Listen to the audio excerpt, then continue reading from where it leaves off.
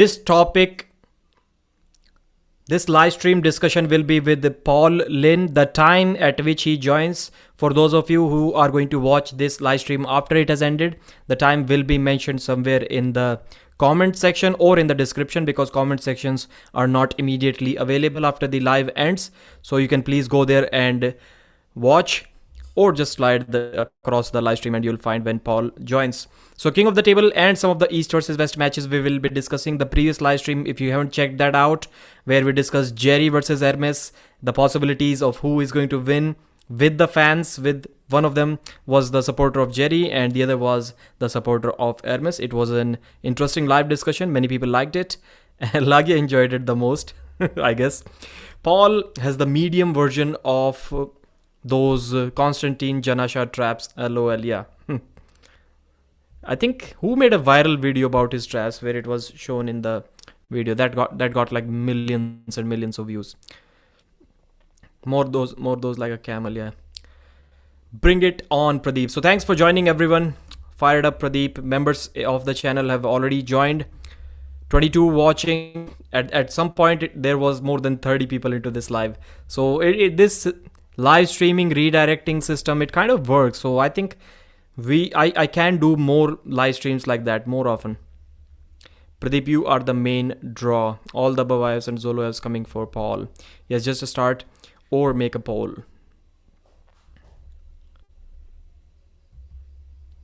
So guys, I was thinking about an idea. Please let me know before we start discussing this East versus West and King of the Table topic. I was thinking I should kind of try to transform this, because lots of work needs to be done on my channel right now, because I'm not really covering any tournament results. I got the Latvian nationals results from Coach Ray. Like Asian Arm Wrestling Championships happened. I have not talked about that as well. Only talked about few Indians who performed well there. We got some bronze medals and some silver and golds in the senior. Not in the senior, but in the masters and youth divisions as well. So that was good. So these are the things that I need to change. I need to talk, like if I include tournament results, like every big tournament, whenever it happens, the channel will look more professional in my opinion. So that's the first thing that I need to do. But after that, how about me thinking about kind of transitioning this into a, what should I say, a news brand more than just a personal news channel, private news channel. How about, I was discussing this with Vasil Coach from Dubai. You've seen him translating many times, Ukrainians, Russians. I was thinking about how about I work with someone like that. So I'm not involved. Let's say he interviews Vitaly Lalatin. So he will himself interview him, ask the questions, prepare the questions, and then put the subtitles on the, so for most of the viewers are English, so he put the subtitles on that, and whatever revenue that video makes, he takes 50% and the guest takes 50%. So all of the revenue goes to them. What I gain from that, I gain views, I gain more subscribers, my channel gets more credibility because now there's another language added to it. So that was one of the idea. He said in the beginning that he's kind of interested, but I didn't get a good enough response from him. I'll try to discuss that once again. So who should I work with on this topic? So what are the guys that are willing to put in the work? Well, they will select I can get the questions by just putting a post in the community post, putting a poll or a post. So that way the questions won't be a problem. So who else should I work with who can provide me with such interviews? It should be a case where he shouldn't have his own YouTube channel. Like if SG Records Roman didn't have his own channel, then he would be a really great guy to work with in those conditions. Yes, that can get massive if others can gain. Yeah, I don't need anything from that, at least till the time when I have 100,000 subscribers. So let's say I have 100k subs from some time, so like a couple of years from now, and at that time I think I should get there before 2 years, but whatever time it takes. At that time, when the channel starts generating more revenue, maybe I take 1/3. So 1/3 goes for the guest, 1/3 for the translator, 1/3 to me. But till 100k subs, I don't really need any money. So all the revenue goes to the guest and the translator. And give me names. Vasil Coach is one name. I've already asked him. Give me other names who can work like that. Roman SG Records, he would have been perfect, but he has his own YouTube channel, so there will be a conflict of interest there. Great idea, Pradeep. Make it happen. So that will be really cool. We can do that on small topics as well. Let's say something viral happened and he gets Ivan Mitushenko on the channel. Ivan, what do you have to say about this upcoming match? Vitali versus whoever, Vitali versus Tobias or Vitali versus somebody else. So some guys like that. I need names. If you really want to help me out, give me some names and then you'll see more content. So more of the Russian audience will also join. The Russian guys, the European guys, they are already doing that. Like Arm Wrestling Mishurin YouTube channel, True Power YouTube channel. They talk in Russian and they have English subtitles. So why can't I do that? Their videos get ton of views. Just sell out, Adam. Sell out? I don't know what you mean with that. Pradeep fan, so I am with you, whatever you decide, big guy. So that will be awesome. The good thing will be that the channel will keep on rolling even if I'm sleeping, even if I'm not working. And if that happens, I don't really need any revenue from that. All I need is that the channel algorithm should be good. It should keep flowing. Oh my god, Pradeep, you're so cute. Okay, thanks. Znayan? How do I pronounce that? Pablo was a good translator for Engin. Yeah, I don't think Pablo will do that much work by putting in the subtitles. I don't know any translators. The arm wrestlers pick maybe if you don't have a pre-selected one. Let the arm wrestlers pick, okay? In Pradeep's... Okay. Start a new channel to host that format. I'm not thinking about starting a new channel until this channel becomes big. That will be kind of diverting because it's a small channel, only 28,100 subscribers. I think I should be there by now. It was 2 less. 28098 it was. It is still 28098. 51 of you watching. Are there 2 people who have not subscribed to this channel?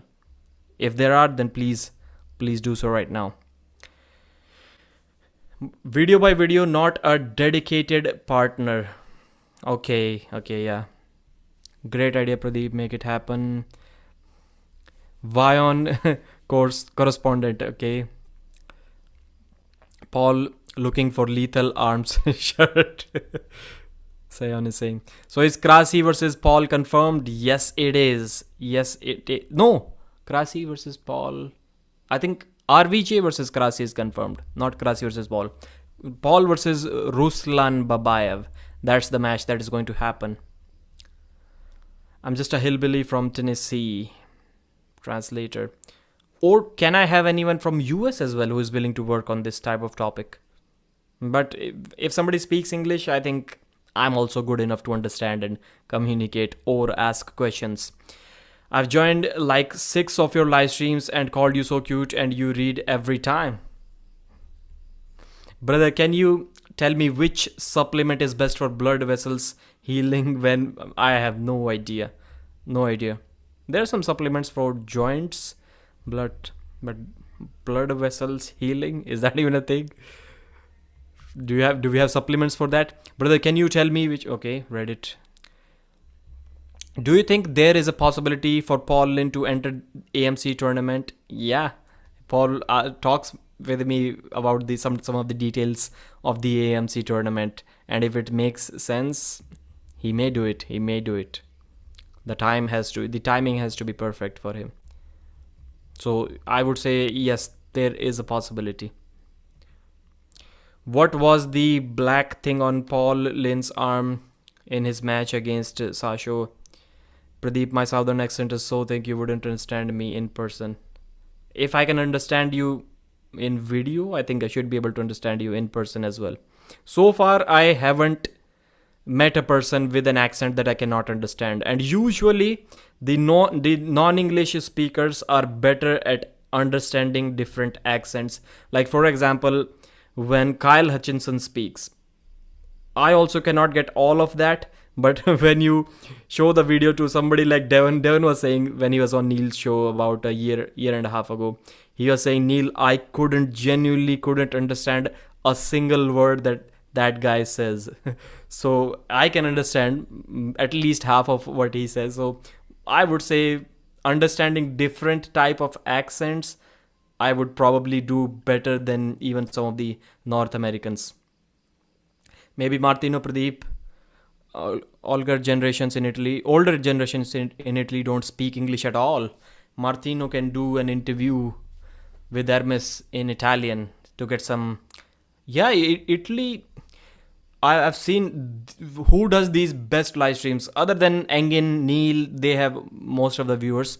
But have you seen Hermes Gasparini's friend? What's his name? I forgot. Isa Fitness. When he does live streams, even in Italian, the live streams get 3-4 thousand views. So that's really amazing. Pradeep भाई arm wrestling करते हुए tendencies में साथ साथ nerve veins में भी damage होती है, उसके लिए क्या करें प्लीज़ बताइए. रेस्ट, थोड़ी बहुत high reps with low weight, बस यही बता पाऊंगा मैं तो.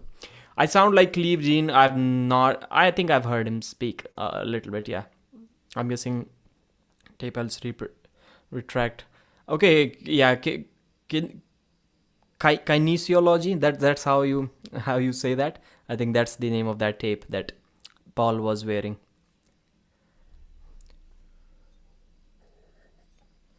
I think it was some kind of compression deal. No, kinesiology tape. That's almost like 100%. That's what it was. Is Larry Wheels and PR brand not involved with King of the Table anymore? So I got one name, Martino, Italian, but there aren't many Italian arm wrestlers other than at least the famous ones. Then Hermes, and he can speak English. Not a problem. So guys, Paul Linn will be joining anytime soon. Expect him to be here in next 5 minutes. Did Gennady say no? I'm not. When Devon said somebody mentioned it in the previous live stream. Maybe it was you. I have not heard it carefully enough because you guys. This is one thing that I've been missing, and I don't really have that much time to rewatch all of the matches. When I'm doing live stream commentaries, when I speak, or when anyone speaks, it's like really difficult to understand what is being spoken in the live stream. I do have my headphones on, but it's really almost impossible to understand what's going on there. And so I haven't really heard the commentary of the matches, to be honest, or what the athletes were saying during the matches. So I cannot comment on that. Where is Paul? Clickbait.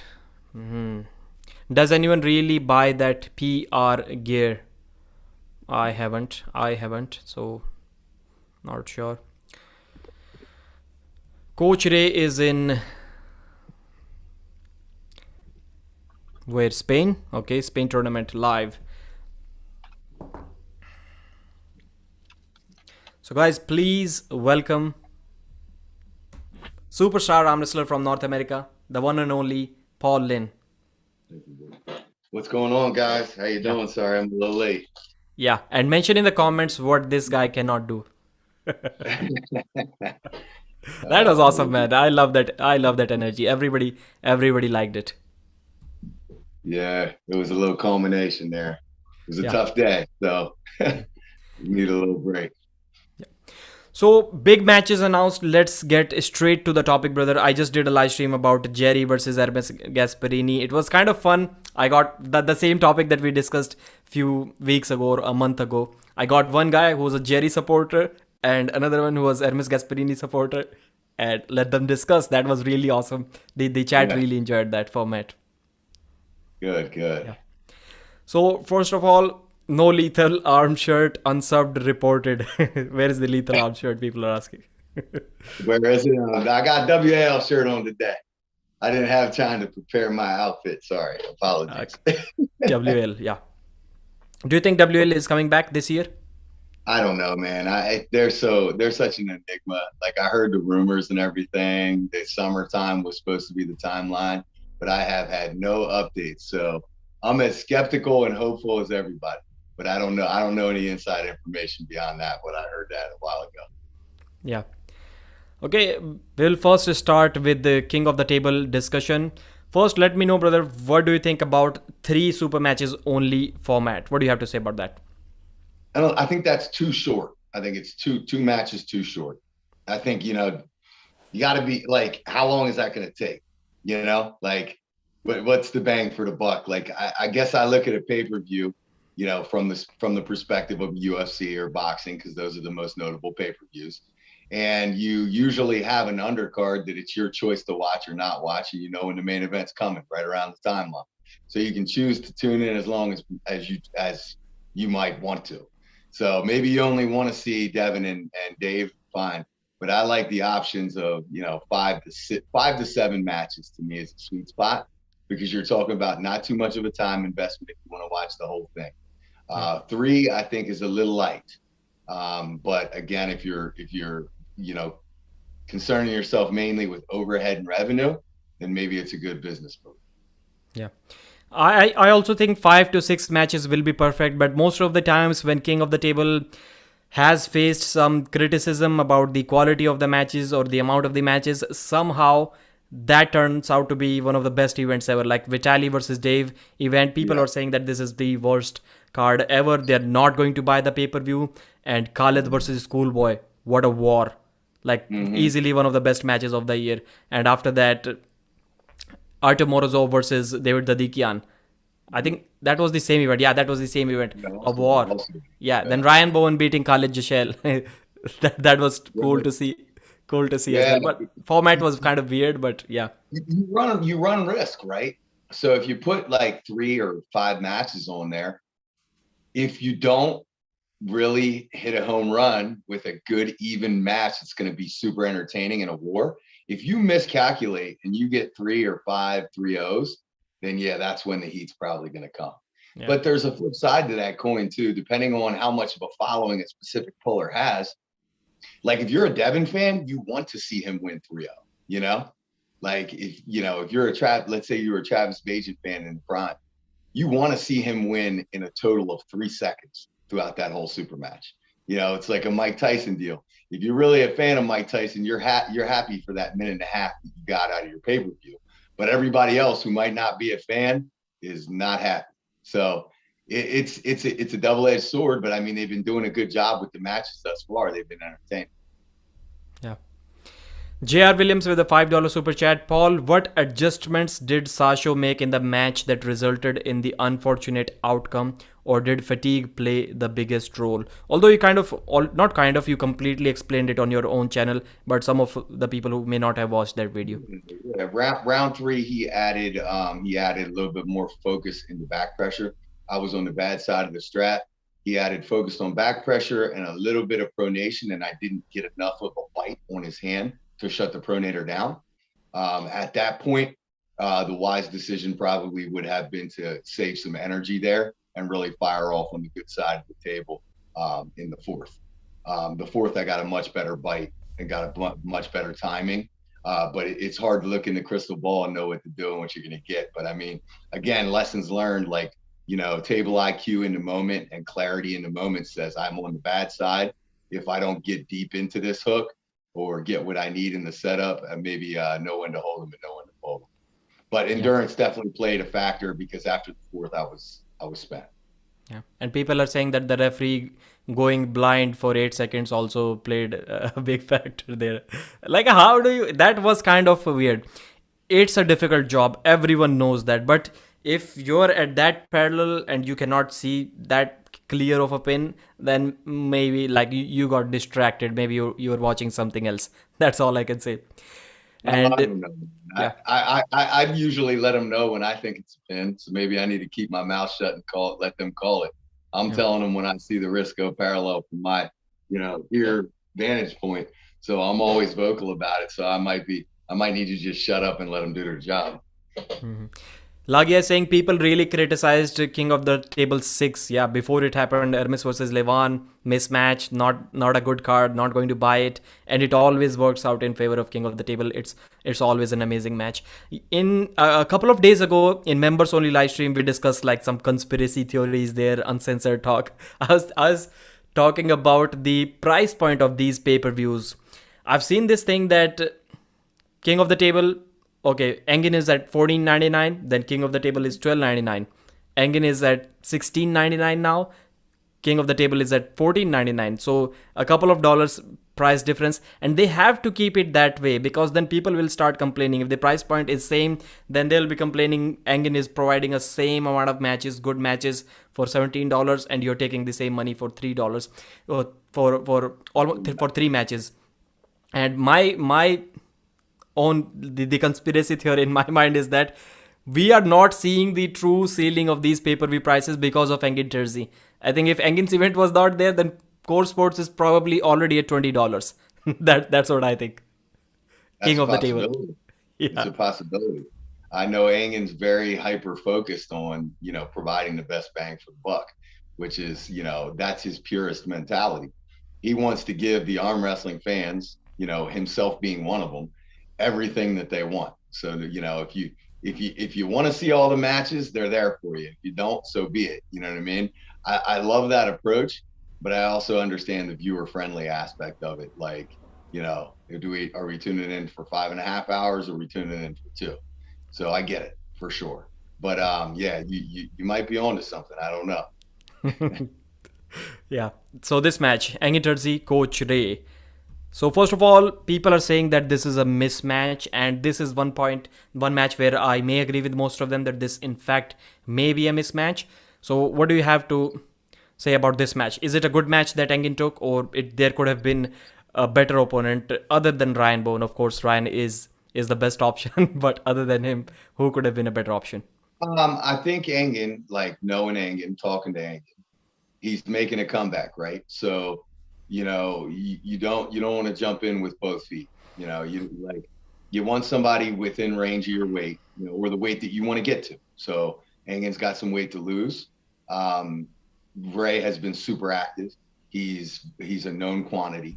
Like the amount of the volume of pulling he did in the past year has really like sold his personality and his ability to be a really good super match arm wrestler.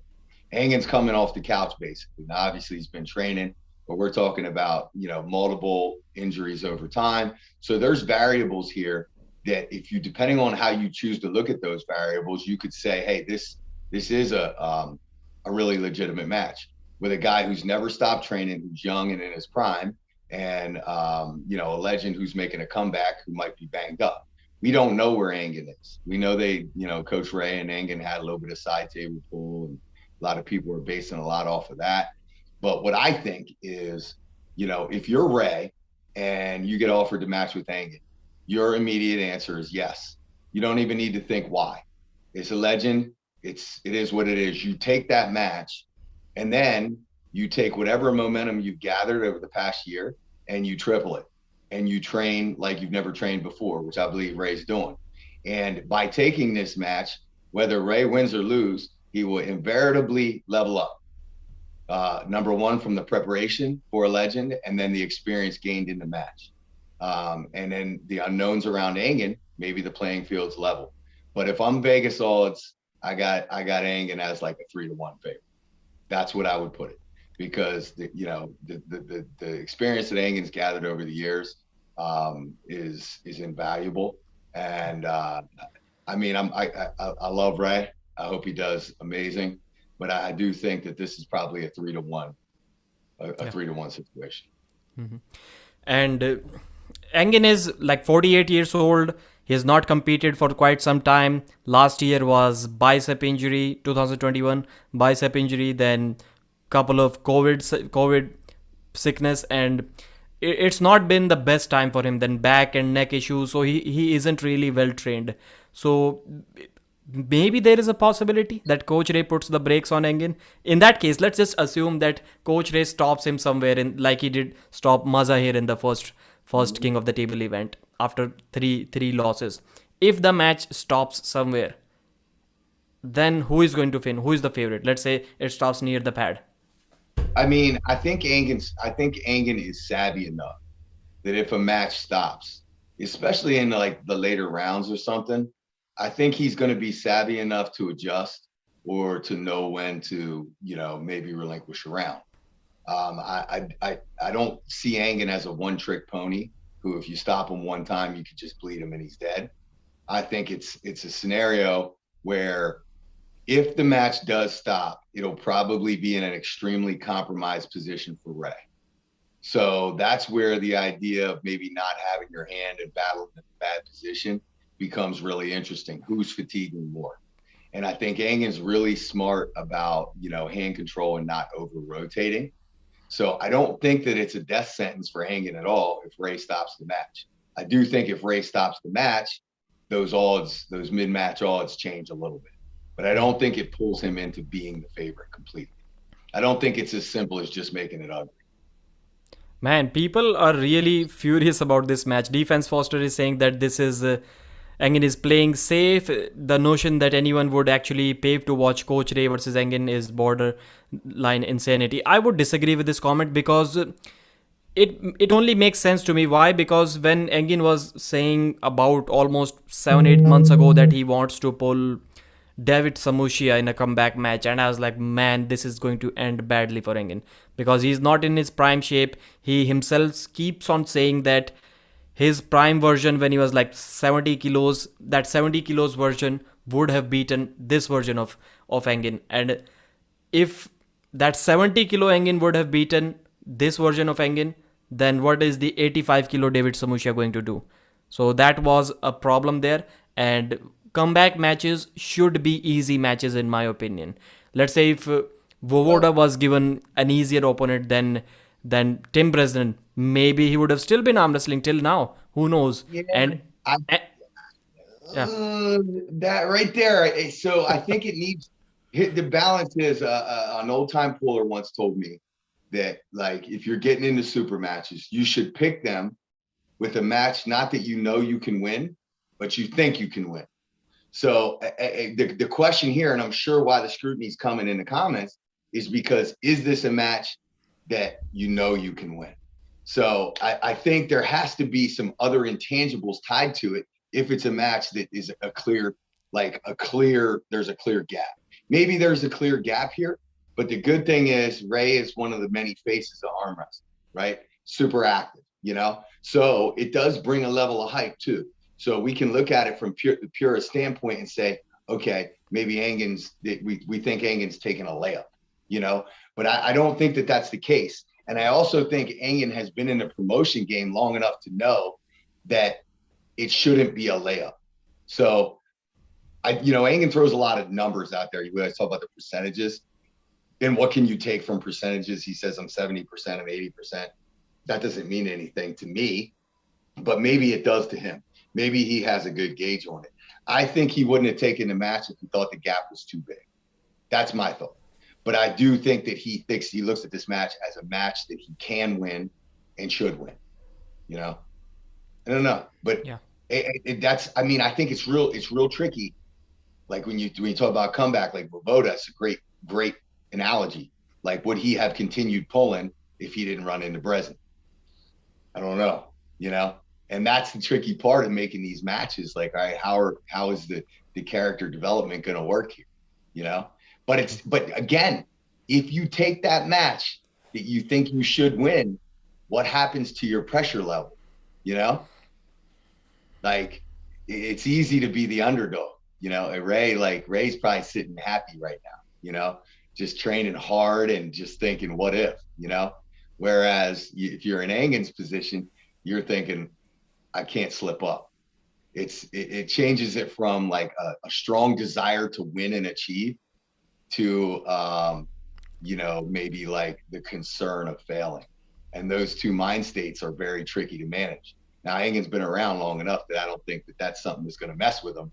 But like to the layman, those are the two perspectives that really make it interesting. Andreas is saying that it's not about pulling big dogs. They don't belong to the same league. They don't even have same value. Ray is core sports water boy. Okay, that's A harsh comment for Coach Ray. I would say personally, J.R. Williams is saying personally, I would like if East versus West move to 6 rounds, referred to as the Dadikian versus Morozov effect. 5 round Dadikian wins, 7 round Morozov wins. Vitali versus Dave as well. 5 round match. Vitali wins 3-2. Then Dave won the last two. So it can make a difference. Engin cannot afford that because he doesn't have enough time. He does not have that time. 7 round, 6 round super matches can be difficult. Best of 7 can be the best option in the future, at least for the bigger hype matches or the title matches. Best of 7 can make sense, but 6 round format, I personally don't like it. It can also be really good in some format, like Hermes Gasparini versus Levan. If it was a best of 7, Levan wins 4-0. Nobody talks about that match. But since it was all 6 rounds, Levan got gassed out and probably became one of the most talked about matches ever. Like that's something we need to dig into more, right? So Rob and I always talk, and Rob is, trigger point for him, and really myself, is a lot of times when you see these 3-0 matches and people throw words around like destroyed, murdered, killed, and things like that. Guys, it's razor thin. If there is any form of a stop in a match at all, or any form of a slowdown, you can guarantee that we're talking about a couple percentages different, or a decision here and there. These matches are razor thin. And then when you start thinking about like, okay, 7 rounds, 6 rounds, 5 rounds, what does that do to the ranking system? So it's hard to argue which one is better, because different arm wrestlers are suited for different things. And then it usually comes down to the emotional thing, like, who do I support? You want 7 rounds, you want 27 rounds if you're a Devon fan. You want a best of 100 for Devon. But maybe you're a Flash top roller, you're Travis, whoever. You want 3 rounds for that guy, Yeah. So it really does, that format. The more I get involved in it, I used to think it didn't matter, but the more I get involved in it and having these tougher matches where endurance becomes a factor, where decisions become a factor, where setup time becomes a factor, it really plays a part. And this is exactly why we see, like, make no mistake about it, when we see Devon's setups taking, 10 minutes, that is by decision, that is by choice, that is a move and strategy. So that's all part of the game. But when you enter 7 rounds, and that is a long day for whoever. Just think about a 7-round match. You see 5-round matches taking from start to finish 30 to 40 minutes sometimes, depending. Imagine 7. It's a long day. Another good question from J.R. Williams, for sure. Who is the ultimate matchmaker at King of the Table?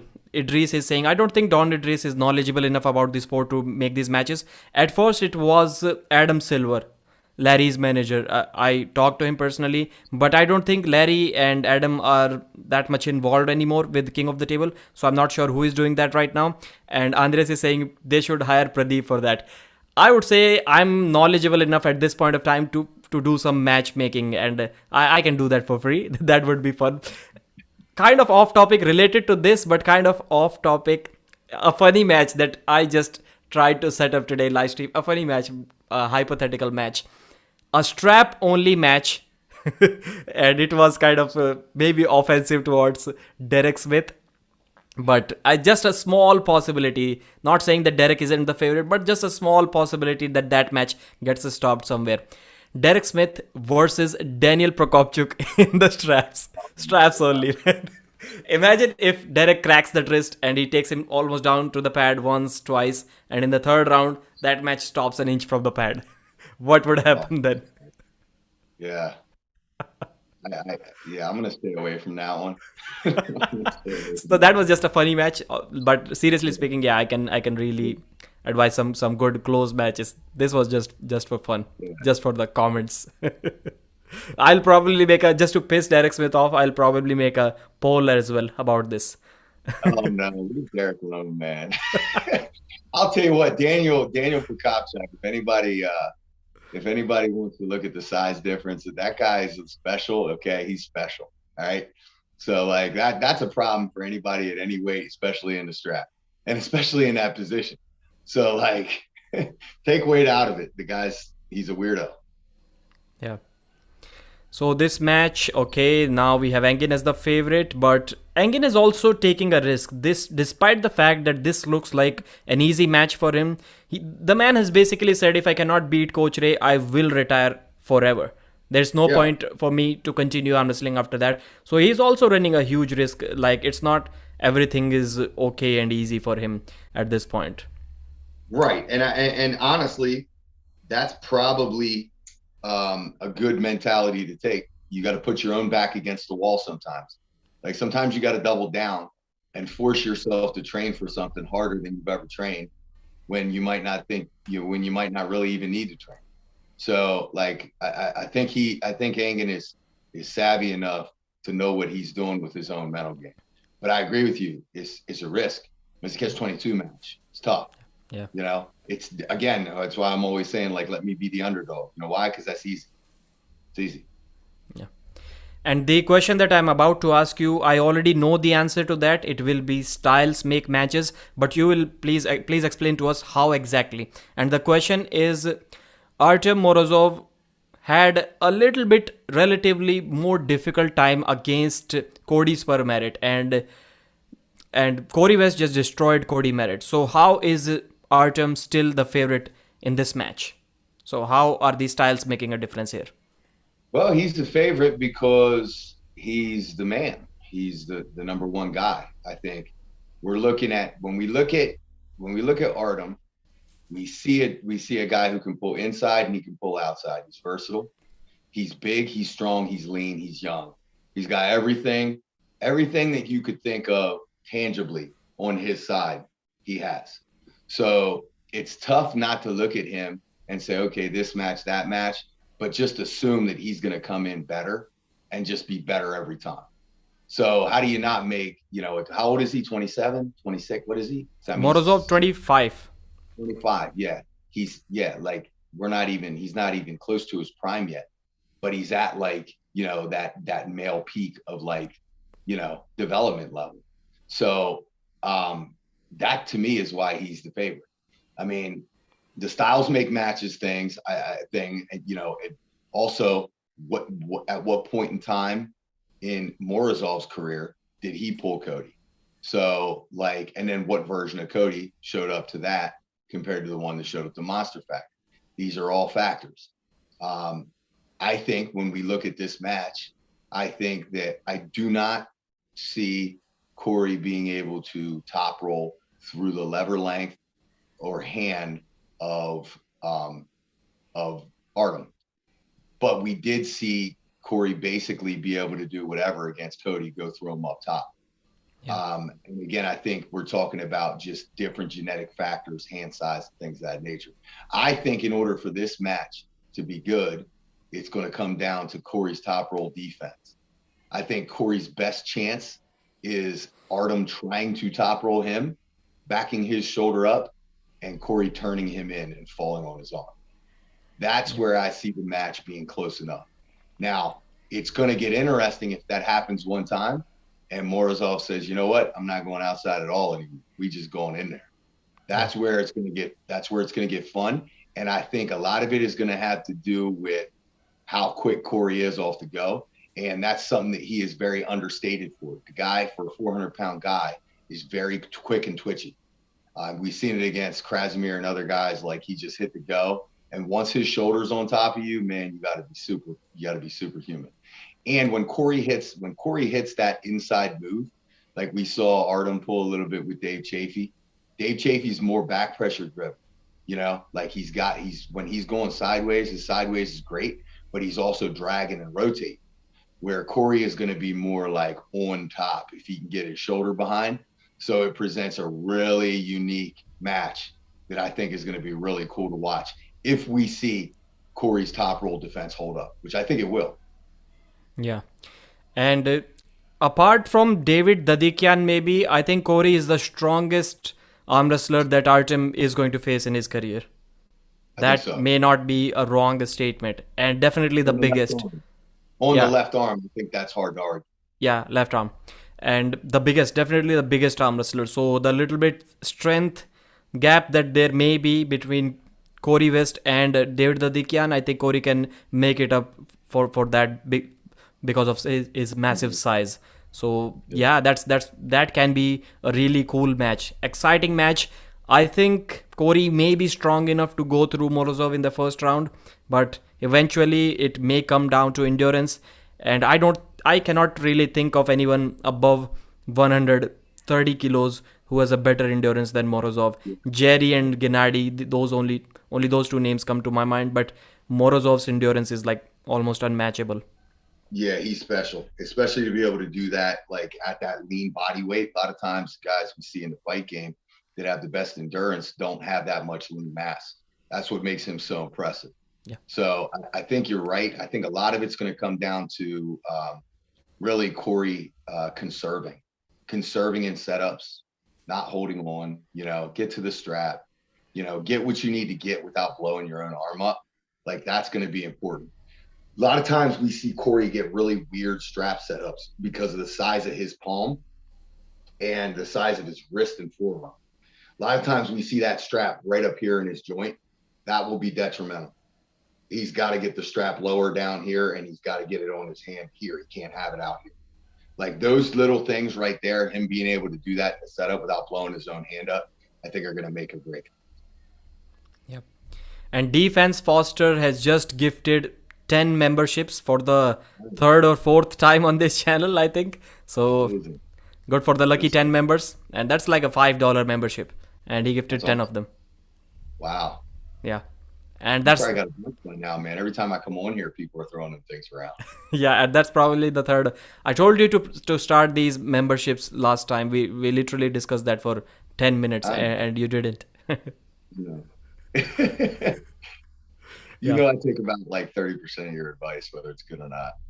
It's all And based on yep. this. Reno message is in the chat. He was saying, "Hi Pradeep, hope you are good, and Paul, you're doing good." Okay, thanks, brother. For and Reno has a match. Paul, do you know? Have you seen the news or have you discussed this with No, Engin? no, no, no, no. But I see his name thrown around constantly.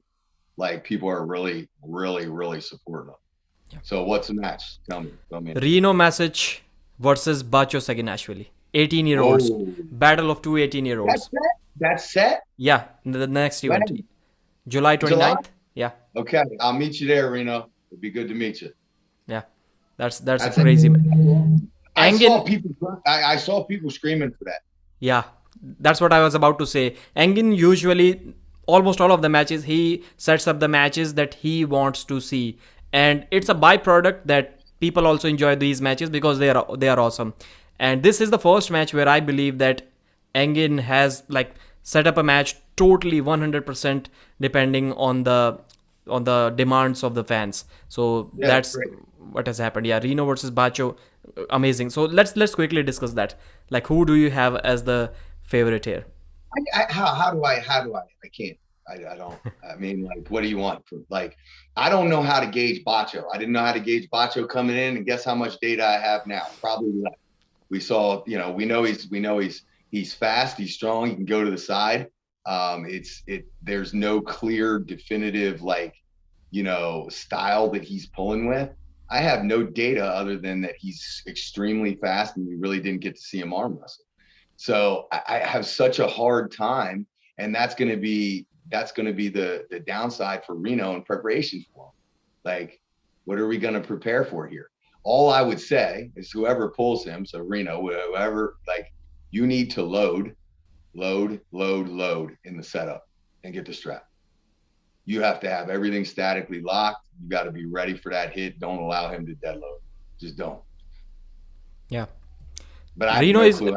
Reno is slightly bigger. If we want to discuss Reno's level, I'm assuming that his left and right are kind of at the same level. He beat Krasimir in WAF 2022. He almost beat him at Europeans, but he wasn't able to. Then he beat Krasimir on the left in 2022, and I'm assuming his right is almost at the same level. So that's where he is. Right. Yes. Not I like. I'm aware of that level. For me, the thing that makes it so weird is not Reno's level. It's Bacho's level.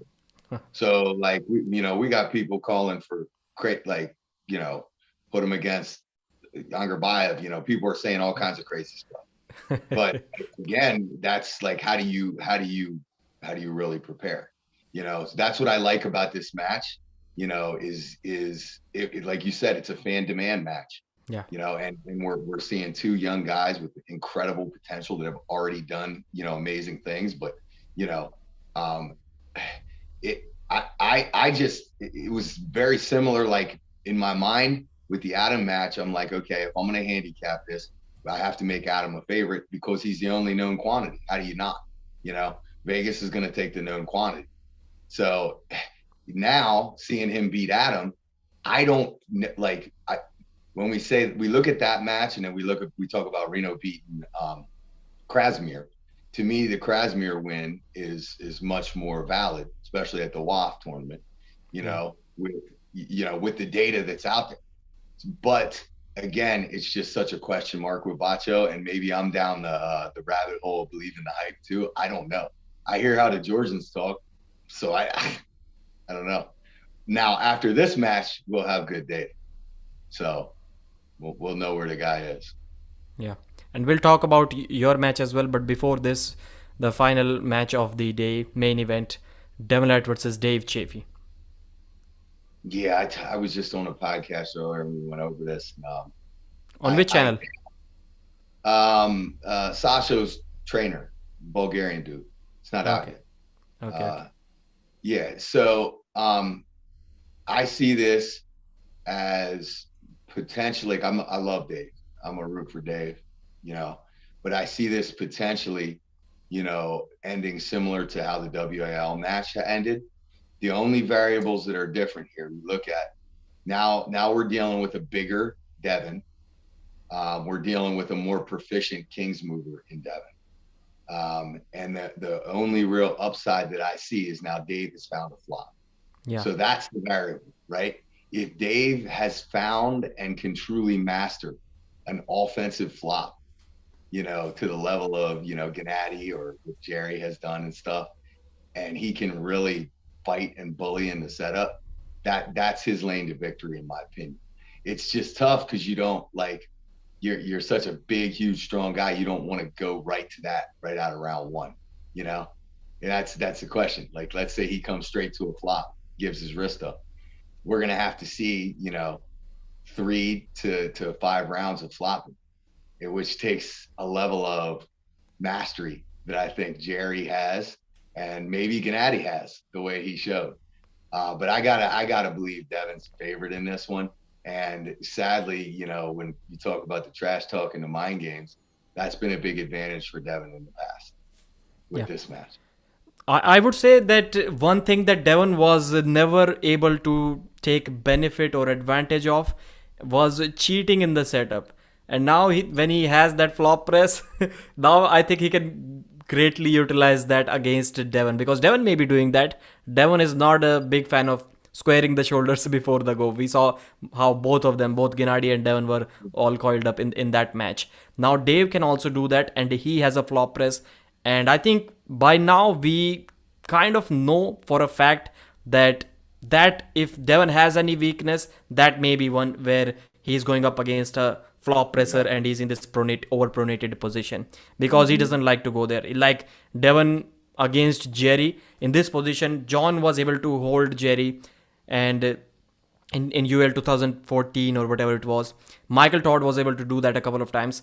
I don't think Devon can hold Jerry for a second in this position, in Jerry's press, in this overpronated position. He always avoids that position. So now if Dave can also straight away go into that, because against Gennady, you may have seen, Devon was trying to grab him a little bit low, and he succeeded doing that in the third round, I think it was. He did that, he avoided his press, he was able to get him in a hook and beat him there. So that's one thing where Dave Chaffee may like to get away with not squaring the shoulders, and Devon isn't really going to complain about that. Well, I mean, when we look at Gennady, I thought Gennady arm wrestled masterfully in the setup. I thought it was beautiful. I mean, we might be the first time where we seen Devon kind of flustered by the setup. So like his Gennady, especially even in the last round, Gennady's ability to get his shoulder on top of Devon's arm, even when Devon was coming in, kind of with that loose, dead wrist, like I'm not hooking, but I'm coming kind of here, you know? Like it wasn't like a complete committed flop. It was like something in between. It was very impressive. And that took 5 rounds of sustainment and battling and chess moves to get to that 5th round, you know? So that's the other piece. If Dave does find that lane, can he keep getting it from Devon? Because Devon ain't going to let you if he can. Yeah. And Lagia is saying, Pradeep, I'll say it again, Devon will hook Dave. And I kind of agree with that. Unlike the past 1 decade where Devon wasn't strong enough to go inside a hook against Dave, where Dave's hook was basically like top 2 in the world along with Denis Siplenkov for almost a decade. Like there wasn't anyone else other than Denis who can beat Dave in a hook in the world. So that's how good his hook was. Now it isn't there. Now Gennady beat him in a hook. Morozov beat him in a hook. So I also believe that Devon can beat Dave in a hook as well, even now. Especially after seeing Devon beat Gennady in a hook and Gennady beat Dave in a hook. I know Dave was kind of gassed out by that point, but it still makes some sense at least. But the question for me is, can Devon force Dave in a hook? Because Dave's pronation is... the question. That right there is the question. Like, you know, if Devon gets supination against him, is he going to be able to control Dave coming back out? And where is Devon's elbow going to be on the pad when he gets his hook? Because that's very important. If Devon's running at the front of the pad and leaning forward, that's a tricky spot for him, you know, to get to. He needs to be able to get it with his elbow back low, you know, with his shoulder on top. Yeah. So, I mean, it'll be interesting. I would love nothing more than to see Devon dive in, you know, in round 1, just crowd the table and dive in. That would be awesome. Yeah. That's a great point that you mentioned, because Devon, whenever he's in a hook, he is always, like most of the times, in that like tight position, like elbow touching the belly button, that kind of position. And you mentioned a great point. If like when Dave goes outside, if he tries to catch him, he's going to have to come forward, and that can be a bad day for Devon. Absolutely. When Devon, the length of Devon's forearm, the size and strength of his hand, all of that combined, that whole chain, when he's at the front of the pad, if he goes total supination in that real deep hook, you know, that is much different than him having a little bit more cup than you and having his elbow tucked and his shoulder behind. That is a very, you know, emasculating feeling to be in that position with. It's exactly what he did to Prudnik when he kings and then came back up, you know, until, you know, said fight me. Because there's no going anywhere from that, because you're really on your hand against his bone structure. So, I mean, it's going to be tough, because I think you're right. I think in order for Devon to get a hook right off the go, he's going to have to come forward on Dave's back pressure. That would be cool. It would be a very like courageous thing to see Devon do that. We've seen him do it in the past against guys like Matt Mask and stuff in incredible fashion. But we'll see what his comfort level is with that with Dave. But you may be right based off the data. You know, you look at the path of least resistance, maybe that is an inside move. Yeah. I made a community post. Please let me share that. And I'd like to know your opinion about the points that you may not fully or completely agree with. So let me just share the screen quickly. So people are saying that Devon will easily beat Dave Chaffee. These are the points that I mentioned. I heard Travis say that you can confirm that you have arm wrestled at WL. Were the WL pin pads lower than the regular 4-inch pin pads? The pin pads lower? Yeah. In WL. I don't think so. I think that they were higher, or they were normal, but the difference is the pads were higher. The pads were more cushioned. Yeah. So, like Travis did say that there is a difference, because he mentioned the Devon match against Tordzilla. He was saying that Devon's whole forearm was on the pad, and still he was not pinned somehow against Tordzilla. So that can be one point. The pin pad is a little bit higher, so the King's move may not be that effective. And 7x7 elbow pads, so no unfair advantage to King's move. What do you have to say about that? 7-on-7, 7x7 Yeah. is is I don't know, because there's two sides to that, right? So if 7x7, and Michael Todd used to always say it, 7x7 doesn't affect me because I may not have an inch to go off the back, but they don't have any further forward to come. So the question is, the pads that Engen has that are a centimeter on either side, does that favor the King's move or not? Because we're seeing people flop through, and when you got that half-inch, quarter-inch that you can come forward, I don't know. But I do like WAL pads with 9x7 and 2 off the back. That I like them out of personal preference, but that's silly. Yeah. So the next point, shoulder below the table in defensive King's move is a foul, unlike 2019 WL match. So that rule was there in the WL match as well, but it wasn't enforced. And Devon for the whole match was under the table in losing position. Assuming that this rule is going to be followed here, if Devon stays above the table, can Dave pin his King's move? I don't think so, unless he flops. I don't think so. Yeah. I think he will need to He will flop. now. He will flop now. We have seen against flops, Vitali and Hermes Gasparini, he will flop. Right. I'm thinking more of like maybe the first round where he doesn't know he's gonna flop. He goes backwards and sideways, kind of like Hutchings did. I don't think in that format that he can pin Devon. I think that if he flops committed, shoulder behind, tricep pressure, finger pressure down on the hand, then there's a chance. Okay. Next point, Dave has a flop press now. We already discussed that multiple times. Only advantage Devon has now is being 5 to 10% bigger and stronger than 2019. So these were the points that I mentioned here. So I think there is a good possibility that this, unlike what people are saying, this is a really close match. Yeah, I think it's good. I think Devon's the Vegas favorite. I don't think the odds are crazy big. I think we're seeing maybe just a slight favorite to Devon, especially after seeing him lose to Gennady. If he beats Gennady, we're probably talking 2-1. But I think it's a little bit closer than that. And then the intangibles are, how Devon and Dave's relationship are. Yeah, Devon's going to have the trash talk advantage, but Dave is going to have the I'm mad advantage, Yeah. So if he can keep his composure and use that anger, it could be good. Mm-hmm. I uploaded a video about Dave a couple of days ago. Did you get to watch that? There was a lot of heat in the comment section about that. I discussed some of the topics. What was it pertaining to, all the trash talk in the past? No. I like what about Dave Chaffee's career lately. Basically, that's what I discussed. Okay. The amount of matches that he has been losing.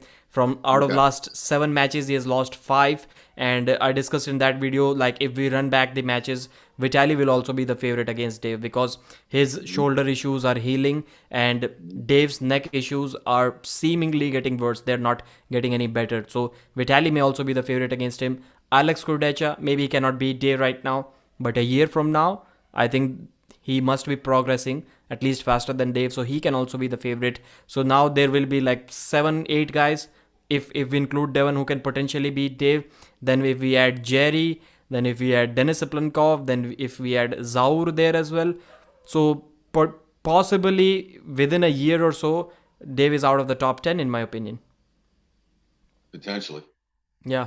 So that's what I said. And another topic was about Dave being overrated. And I kind of used a couple of examples to say that yes, he is. And that's when the chat got completely mad. So I don't think that a guy like Dave, who's a legend, can ever really be overrated. I mean, who's overrating? He is one of those guys who has perpetually been in the top 10 in the world. So, but we haven't talked about Dave being the number 1 guy since him facing Levon, and prior to that, we're talking about even years prior. So I mean, I don't know who would be overrating him, but I do think he deserves all the matches he gets, regardless of a previous showing. There's a reason why Dave Chaffee is, one of the strongest side pressure pullers of all time, you know? So, I mean, I wouldn't think I could understand why people would be like, well, why is he saying he's overrated? But if you're saying, well, why is he getting all these matches? I think it's because people still want to No, see him. people are not saying that. I was saying that. Yeah, I know.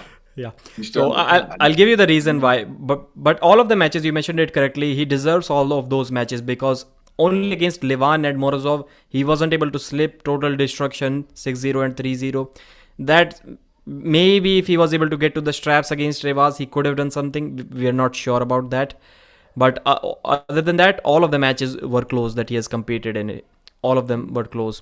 And why did I say that he's overrated? Like Dave has always been, if you go back, like watch the previous videos, he has always been in like top 5 rankings of the world.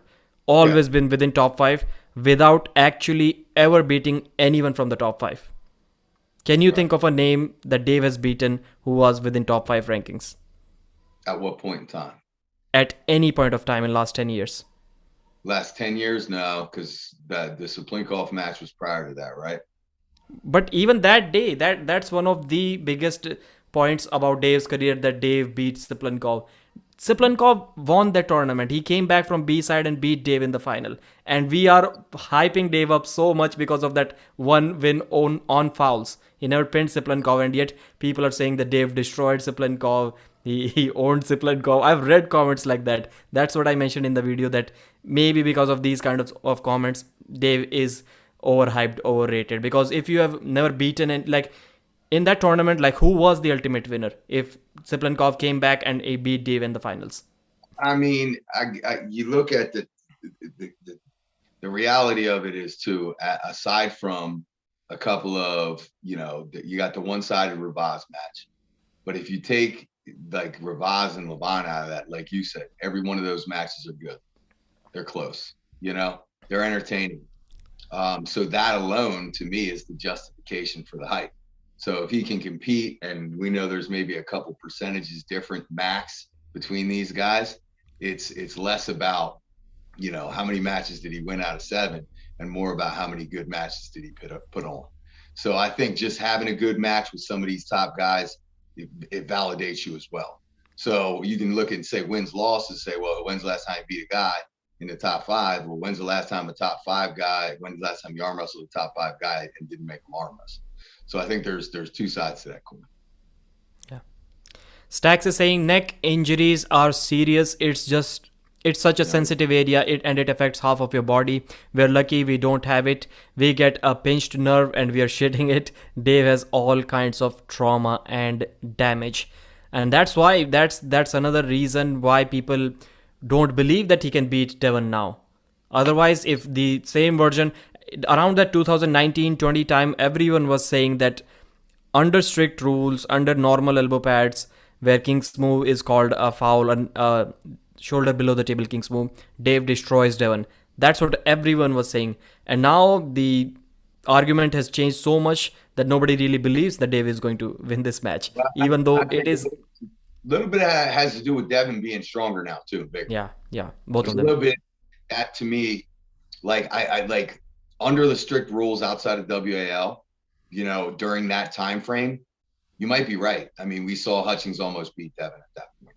And it's easy to look at Hutchings and Chaffee because they train together enough and know that like Chaffee's very similar but stronger. So if Todd could almost pin him in that move, then yeah, there's maybe an argument to be made for 2000 and whatever that was, 16.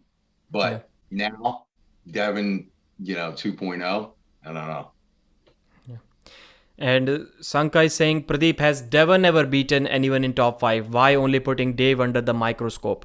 I never bought the hype when people were saying Devon is number 2 in the world, number 3 in the world. I literally never said that, never believed that. And if some people believe that Dave was top 5 in the world, then there you have it. Devon beat Dave Chaffee. Other than him, Michael Todd was considered really high at that point. Whether he was top 5 or not, that's a different subject. But he was for sure top 5 in the rankings when Devon beat him in 2021. So those 2 matches I will say. Paul Linn. So let's talk about your match now. Enough talk about King of the Table. I think it's going to be a good event. At least two matches are going to be close ones, in my opinion. And now East versus West 8 in on July 29th, I think it is. And your match against Ruslan Babayev, how did it happen? So I'm going to be 9. Yeah, I'm you're going going to be. I made a video and I said 9, but somehow about 10-15 minutes ago when you said Reno, I'm going to meet you there, then I got confused. Yeah. So that came about. Ruslan asked for that match last time. Yeah. He asked for it after the Rustam match. I don't know. He messaged Engen. And Engen offered the date, and he was like, I just need a little bit more time. I accepted at that point. So I think this is when it's spinning back around. So, I mean, I know there was some other potential opponents in line, but I think Engen has some other ideas for those guys that do make sense. So, yeah, that's how it came about. He offered July. Ruslan would be ready in July, but I just wanted to be sure that my pec is healed up, so I'm gonna hold one more week off the table, which will still give me, that full 12 weeks that I want to be able to train. But I'm gonna go to 8 as well. So Yeah. that's gonna be fun to actually go and not have to compete and starve myself and everything. Actually enjoy myself. Yeah. So yeah, we'll see. Somebody mentioned in the beginning of the chat that tell Paul that if Ruslan is also not able to take the revenge, then probably their sister will also try against Paul Linn. Oh, I don't want no smoke. I don't want no smoke. That's a trap match. She's good. I've been looking at this screen for some time, and the camera angles are making me look exactly half of the size of Paul, and that is not true. I'm not that small. I'm telling you guys. That's not what I'm seeing here. I got the little corner thing. I look tiny as hell. No. On the screen, like you're looking twice as wide compared to me. I've been eating a lot of carbs. I don't tell you. Okay, would like to see Ongarbayev on the table again this year. Does he have any matches lined up for now? So, Ongarbayev, was there any match for Kidargali Ongarbayev? Let me check. East versus West 8 and 9. So, have you done your research? Like, I don't think it is easy to do research on Ruslan Babayev. Are there any recent matches where he has competed in? Not super recent. Again, this was a match that was brought up before, so I started digging a little bit. So, again, recent versus not recent, there's more in the past, but stylistically, I've done a little bit already because I had already digested the idea of that match prior before moving on to Sasha. So, yeah, I have a good idea, which, when Engen offered it, I was like, okay, well, part of the research is done. So that's, less rocks to turn over. I'll find more, as I dig in deeper. But another very good hooker, of course, coming out of that camp. Very good in the defensive position. Stopping power is really, really good. So it's probably going to be focus on a little bit more endurance, let's say less, right? So we're going to up the ante there and try and come in and do the same thing, only harder. Mm-hmm. And Tal Paul is saying that Paul Linn's trap is bigger than Pradeep on the screen. Yeah, same height. No, I don't think we're the same height. I think I would say Paul is an inch taller than me, or maybe 3 centimeters taller than me. Okay. I got my Panja t-shirt. Yeah. So I saw that on Instagram. I think I saw that. Like Vasil coach bought it for you, right? Yeah. Mm-hmm. Yeah. Pro Panja, I think they are doing really great job in India, and yeah, the amount of athletes, like right from the beginning, they forced this thing that you need to be active on social media, and that kind of started hype in India. Now I see arm wrestlers that are slightly stronger than me. That like there is one arm wrestler, Shiv Kaushik in India, and he's light, like 72, 73 kilos, but he beats me both left and right. But I personally feel like a couple of months training and I can crack him with just a couple of months training, maybe 3 months. So he's at that level, I would say. And he's like, Superman. and he's Set like it up. 80,000 subscribers. He's like 80,000 subscribers, and he uploads a photo on Instagram, and that gets like 4,000 views, 4,000 likes in a few hours. So in India, it's getting crazy. Having It's all 10, 15, 20, 30,000 subscribers or followers on Instagram, it's like a joke in India at this time. Like it's everybody crazy. has that. It's nuts. I mean, I was telling my wife about it. Like, it's such a different culture and like a place on the planet. But there's so many of you guys, you know what I mean? That like I can imagine like locally, if you get known locally, you got 30,000 followers. It's awesome though, because imagine the opportunities that will open up when Yeah. you talk about hundreds of thousands of people following the sport in India. Yeah. And when YouTubers, that's the thing. If you play any kind of sport, you're treated like a celebrity here in India. The kind of guys that I was talking about, when they go to a tournament, people are lining up to take pictures with them. So that's the kind of level that I can start arm wrestling, and I can get to a decent level in few months, and people will be there taking photos and pictures with me. Why aren't you training? What the hell? It's I'll be no brainer. I'll be commentating this time Pro Punja League. It will be on TV. I'll be commentating there. Awesome. That's awesome. Good, man. Yeah, Don't say anything dumb. Don't say anything dumb. Hindi commentary. It will be Hindi. Yeah, for me, it will be more difficult than English, I would say, because now I started feeling comfortable. Yeah. Yeah. Did you see that? He's saying that, Pradeep, did you see that Levan channel got 311,000 subscribers? So Levan's channel basically tripled in last 1 month. And it is Wow. because of that really short guy that is kind of punching him in the knee and stuff. So that short got viral, like 50 million plus views, and he went from 100K to 300K subscribers. Amazing, man. It's amazing. And the same thing, Hey, such. I got to drop here in exactly 3 minutes. I got another Zoom that I got to go on. All Just right, want all to give right. you a Yeah, about that subscribers thing, can you believe like somebody from India has the second biggest arm wrestling channel in terms of subscribers right now, more than Devon? It's crazy. And that same person had less than 50,000 subscribers 3 months ago. Sachin Yeah, Biceps King. He's like, that's insane. he's almost at 750. Every single hour, he gets like 1,000 subscribers. It's getting really weird. And it has to do something with that part of the world, man. I'm telling you. Yeah, his couple of shorts got viral. They got like 100 million views. It's crazy.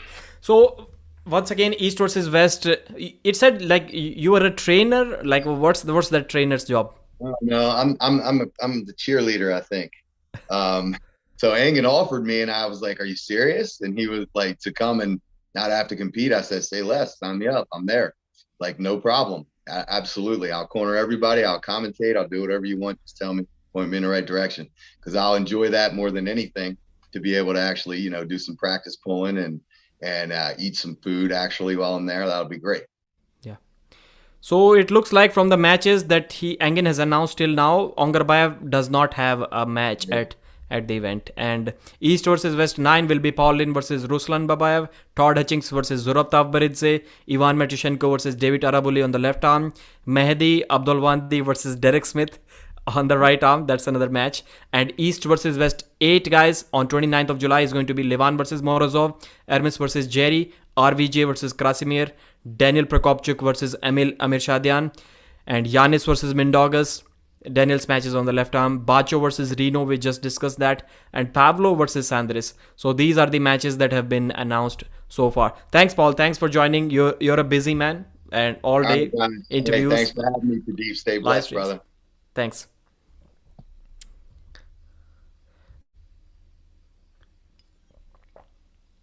Sorry, Neil Hans. I read both of your comments about some supplements or stuff like that you asked about recovery. I read it, but I couldn't ask it. There was no time today. I really apologize for that. John for sure beats Irakli, but Ongarbayev, it's a little bit. John for sure beats Irakli. Nah, man, I would say that's some patriotism coming from you, because Irakli is young, and John, there is literally absolutely no way for John to improve at this point of time. He cannot improve. The best he can do is to sustain the same level of power and technique that he has. But Irakli can improve. And the later that rematch happens, John did ask for the rematches both against Irakli and Ongarbayev, but unfortunately he didn't get them. John is John, but maybe John is not Devon who can immediately get a rematch. And the more delay there is between these matches, it's going to be impossible, man. In 2024, I think I would easily place my bets on both Ongarbayev and Irakli over John Brzezinski. He can make. I do agree that the Irakli match is once again really interesting. It can go either way, but I wouldn't say that he beats him for sure. John has disappeared from YouTube or Instagram. I wish he's healthy and training good. Yeah. Thanks, Pradeep, for the awesome interview. Sanka, thanks, brother. It wasn't much of an interview. Didn't really have any questions prepared. Just moving with the flow. I was personally not really happy by the level of questions or arguments that I was able to present in front of the guest. That's what I would say. Dear Pradeep, what do you think about Devon Latford next after losing Gennady? Can he beat Dave Chaffee and Dennis? I think he has to beat Dave Chaffee. He has to beat Dave Chaffee. He cannot. If he loses to both, like he has lost to Gennady, then if he loses to Dave and somehow, God forbid, he loses to Gennady once again in August, then that is going to look terrible for Devon. That is really going to look terrible. Devon still, keep in mind, Devon still does not have any win over any super heavyweight elite puller on the right arm. He still doesn't have that. And if he loses to Gennady once again, then it will be almost established as a fact that Devon is not good enough to beat an elite level European super heavyweight. Great content, J.R. Williams. Thanks for the support, brother. And Defense Foster, if you're still here, brother, you're the man. Silky Wilkie has gifted almost 50 memberships, and you have gifted like almost 40, I guess. So that's really awesome. And those members are not the members now, because many of the members do not renew the memberships. I think you guys should. That's why there are no members right now. Not that many members as people have gifted here. We need more young upstarts from the West. That is 100% true. And once again, we did discuss that in the community tab and in one video also. I think the future will be in the hands of the young arm wrestlers. There will be a time where none of the older arm wrestlers are going to be able to dominate. It will seriously become difficult for everyone. That's what I predict. 84 of you watching, 51 likes. Guys, please hit the thumbs up button. If by any chance you haven't subscribed yet, please do so right now. And that will be awesome. Please tell 3 best supplements for arm wrestlers. I'm not sure, brother. Creatine would be good because people say that they stop using creatine during the tournament because they get pumped. I'm not sure. The best benefit the only thing probably that people take creatine for is the ATP molecules generation, adenosine triphosphate, which help you in the explosive burst of energy kind of thing. So like they say, if you take creatine, it is not going to help you in a marathon. It wouldn't matter at all, but in a sprint, it will help you. Kind of explosive movements that last a few seconds or maybe sometimes even less than a second. Those moments can be really helped with creatine supplementation. And that's exactly what arm wrestling is. About 5, 6, 7 years ago, I used to watch videos. 4, 5 years ago, Ryan also made a video. And there's another name I'm forgetting. He used to be really good on YouTube. Like he made a European guy. He spoke English with a dark background. Tall dude. I forgot his name, man. He recently uploaded another video. I don't know what the name of that YouTuber is, but he looked good. He looked big. Creatine for arm wrestlers. I think he also made that video, and maybe somebody can guess. It will be almost impossible for you.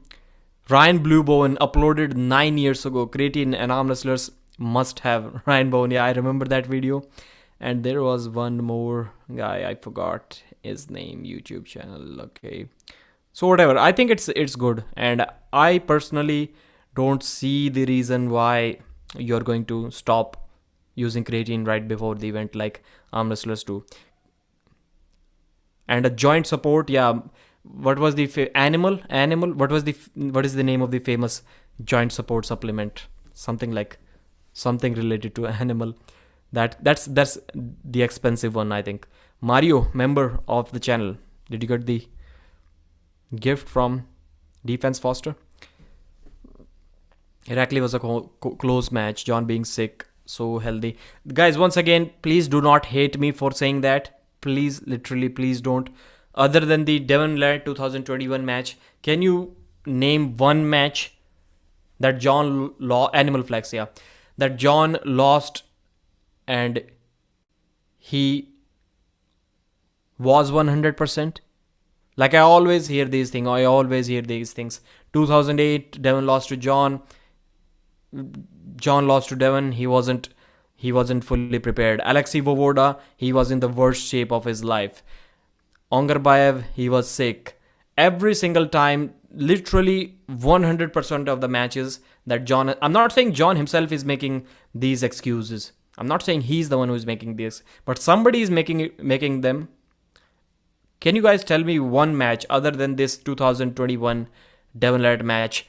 One match that John has lost and there isn't some weird reason behind it. It's always the case. I don't really buy into that. Against Ongarbayev, yeah, literally everyone did talk about him having COVID, really serious COVID before that. Not really serious, but he was like having 102 degrees fever or something. Creatine is just for aesthetics from water weight bloating. Okay. Water in muscle, so you are more bloated since muscle 70% of water. Building muscle is not before the event. Okay. Omnipotent. You're the man, Andres. I'm not sure how you were able to guess. Omnipotent growth. I think that's what the channel name is. Let me search if growth is there or not.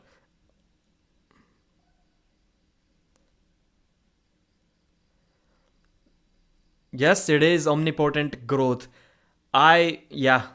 You're awesome, man. I don't know how, and I'm not even subscribed to him right now. That's why I forgot. Basically, he hasn't uploaded anything for last couple of years. Yeah, I used to watch his videos like maybe 5-6 years from now. Really, really long time ago. Speaking facts, Pradeep. Yes, this is a trend, man. This is a trend that I've noticed. So basically, this guy, Omnipotent Growth, he was uploading arm wrestling videos 15 years ago. First videos uploaded 15 years ago. And about 7-8 videos that year. Yes, defense, that won't be me, okay? What? Neil guessed it, but...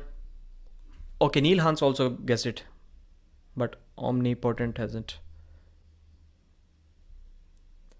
Tarun Singh, fish oil, okay. Neil Hans, yeah. Omnipotent Growth was the name of the channel. Search it and confirm it. Yeah, you're the man. Yes, Omnipotent Growth. Correct. 2008 was justified, but the recent ones are excuses mostly. I'm literally telling you, when I ask these questions and I don't really get any answer from 86 of you watching, that kind of solidifies the beliefs that I have in my own mind. Like, literally, none of you can give me one match where John has lost and there wasn't some weird excuse behind that loss. I already said that 2021 Devon match because I know there was no excuses behind that. And that's supposedly one match that Devon was 100%, that John was 100% expected to lose. If John was expected to win that match, maybe. Arm Wrestling Secrets had good videos. Arm Wrestling Secrets. Have I seen that channel? I don't remember the name exactly. Okay, Arm Wrestling Secrets. Let's check. Oh yeah, man. Today is like some old school channels. I like about 4-5 years ago, Arm Wrestling Secrets has like a 20-part series or something like that for how to win in arm wrestling, and those videos are like really legit. More than 4 years, man. I think 5-6 years ago I downloaded. I liked these videos so much at that point of time. I don't know how much I'm going to like them, but those videos, I downloaded it in my phone that so that maybe they get removed from YouTube or somewhere. So that was when I was just started watching arm wrestling. I watched those videos and those were awesome, man. It's like a 20-part series or 16-part series, something like that, like arm wrestling tips and tricks. I think that was the name of that series. And yeah, that's a good video. So is that the same guy who made videos about COVID masks and stuff, and he was like he's moving out? And I think that's the same guy. I watched his latest videos as well. During COVID times, he uploaded some videos. Goodbye, good luck, arm wrestling questions. Yeah, he last year he kind of came back, but then his last video is goodbye and good luck. So did he quit arm wrestling? Unfortunately or surprisingly, I have never seen him arm wrestle. I have never seen him arm wrestle, but he's a really good explainer. I really encourage you guys to check out that channel, Arm Wrestling Secret. And has he made a playlist? Yeah, Arm Wrestling Secrets video series, 17-part playlist. And man, those are awesome videos. If you are some beginner like me, man, just download this entire series, and he discusses everything. Like one whole chapter is about press, how to get in a press, how to win in a press, how to beat a press, the variations of press, shoulder press, tricep press, flop press. He literally discusses everything that you can think about on the table. King's move and some stuff, weird stuff. I don't think it is discussed here, but 5 years ago, that's when I watched. Literally, it was less than a year old video when I watched it. Yes, he has a playlist, so that's really good as well. Arm Wrestling Secrets. So these, I forgot these channels. I used to watch these channels back in the day. Yeah, at that time, really, man, the guy was ahead of his time, I would say. And you can just say that like 5 years ago he uploaded part one, has like 26,000 views. 26,000 views. So you can see the quality there. The match would be much closer. Which match? Fictitious disease, so conspiracy. Yeah, that okay, maybe that fictitious disease conspiracy theories, that's a topic of discussion for the members only live. So that's why you should join as a member. Tomorrow, I think about 22 hours from now, we will have a members only live stream. So please join there. And thanks very much for joining here. We discussed the matches. One more thing that I would like to give a shout out to, or maybe you can just check the community tab. I posted Be Strong Arm Wrestling, amazing event, $7 pay-per-view. Somebody mentioned in the comments as well. He's got Devon, he's got Jordan Sonev, he's got Sandre Sedis, Plamen Dimitrov, Brendan Elsesser, both left and right matches. So how many matches are there? 4 matches as of now, and $7 pay-per-view, and we got multiple world champions. So that's good as well. Beyond 13. Thanks, brother. You were really awesome. I really enjoyed talking with you. Awesome chat. Bob Brown's channel also have some good videos for beginners. Yes. Bob was good. He was like good on YouTube about a couple of years ago, but then he also stopped. I'm digging that members live. Yeah. You all should join. That's really awesome to see my workout progress, if that's something that interests you, and talk some really uncensored talk. Thanks, Pradeep. Keep it up, brother. Yeah, bye. See an ad. Ad is must before you leave. It's good to be strong and setting matches for the